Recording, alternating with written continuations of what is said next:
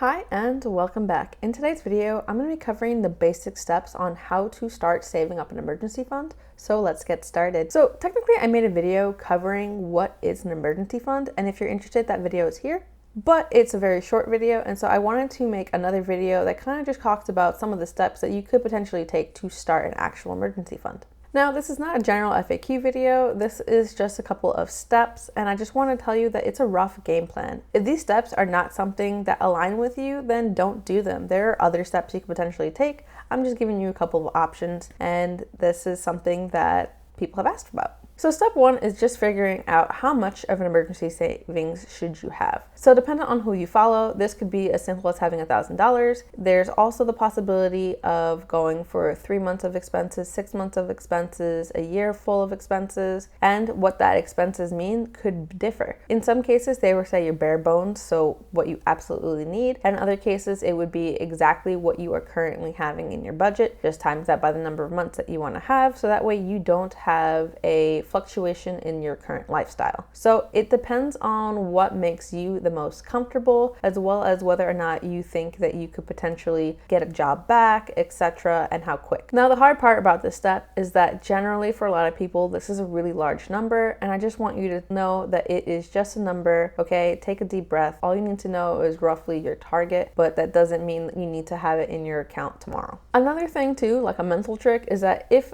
calling it an emergency fund is going to bother you, then call it something else. So a lot of people will have an emergency fund and then feel guilty about trying to use the emergency fund and guesstimate whether or not, oh, is this an emergency? Does this count as an emergency? And it gives them a lot of anxiety around that. So if that is something that potentially might play in with you, then don't call it an emergency fund, call it breathing room fund. You could call it a whoops, things came out more expensive. It could be the no work fund. It could be my job don't matter fund. It could be your stress fund. Like, there's a whole bunch of different ways that you can name it, and that is totally fine. It doesn't have to be called an emergency fund. Step two is to open up a high yield savings account if you don't already have one. If you do have one, then make that turn into your emergency fund or whatever you decide to call it. But the key point here is that it's a high yield saving. Step three is to deposit a small amount and then pat yourself on the back. Like, seriously, there's a lot of people who don't have one. So even if you have one that just has a couple of dollars, you are ahead of the game, and you are now aware that you have an account that is earmarked for things that may not go your way. Step four, see if your bank has a roundup option, a savings booster option, or sometimes it's called save the cents or save the change. Basically what this is that every time you use your debit card, it will round up that purchase to the nearest dollar. And then once you have sometimes an accumulated amount, it will then send it to an account of your choosing.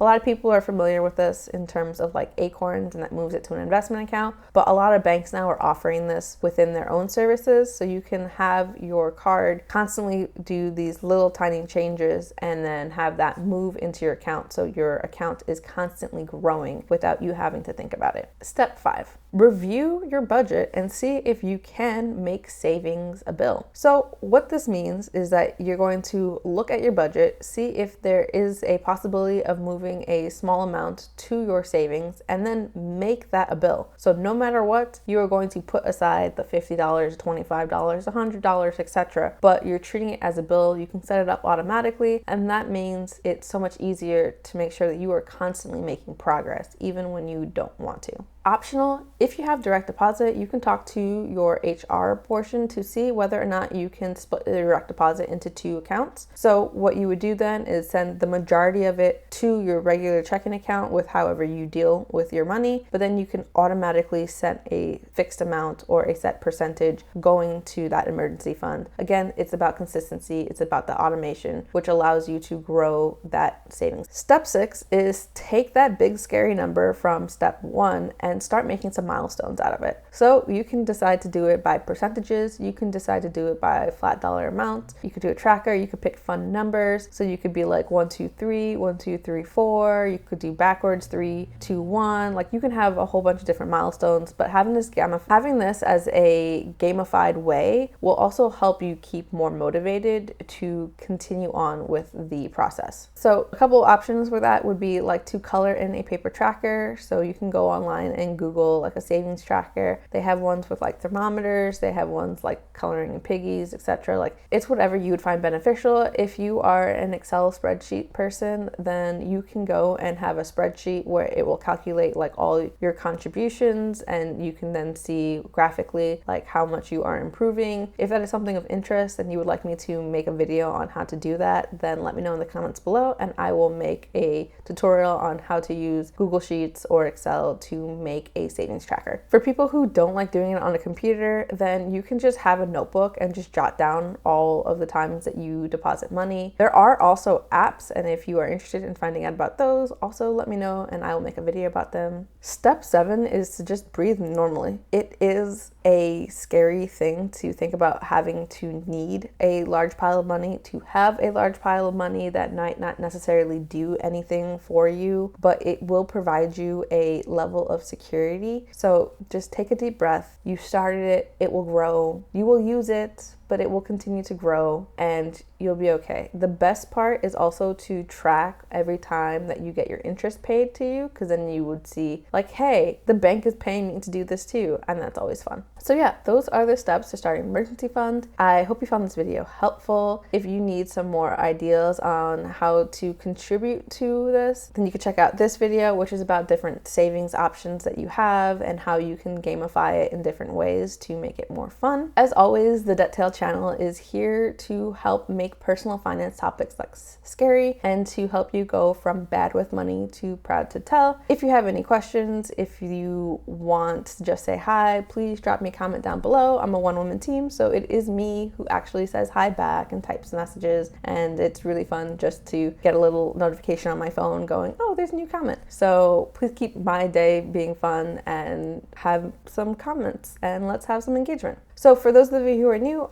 thank you so much for checking out this channel. I post weekly videos as long as I'm not sick or have a migraine. I post weekly videos about personal finance topics, and then once a month I post about my debt story. So if that is something of interest, please consider subscribing. For those of you who are subscribers, thank you for tuning in yet again. I appreciate it. Thank you for the engagement. Thank you for the views, the thumbs up. You guys keep the channel going and I love it. So until the next video, I hope you have a great one.